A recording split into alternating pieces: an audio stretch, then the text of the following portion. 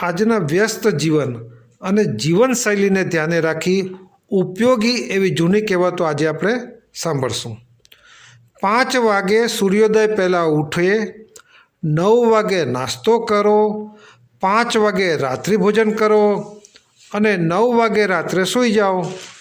બસ આટલું રોજ કરો તો પછી જિંદગીભર તંદુરસ્ત સારું જીવન જીવો.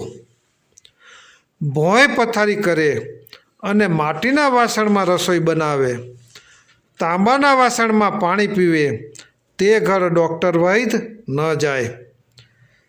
ગરો ગોખરું અને આમરા સાકર ઘીથી જે ખાય, વૃદ્ધાવસ્થા કોઈ દિવસ ન જણાય અને સમૂરગા રોગ નાબૂદ થાય.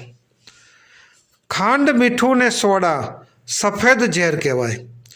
વિવેકથી ખાજે, નહીતર ના કહેવાય કે ના સહેવાય. સવારે પાણી, બપોરે છાશ અને સાંજે પીવો દૂધ. વહેલા સૂઈ જાઓ અને વહેલા જાગો, ના રહે કોઈ દિવસ દુઃખ.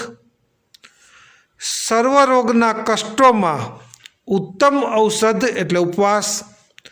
જેનું પેટ નથી સાફ, પછી આપે બહુ ત્રાસ.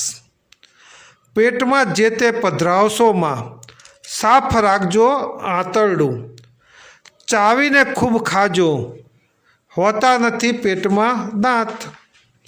1000 કામ મૂકીને જમવું ને 1,00,000 કામ મૂકીને સમયસર સૂઈ જવું.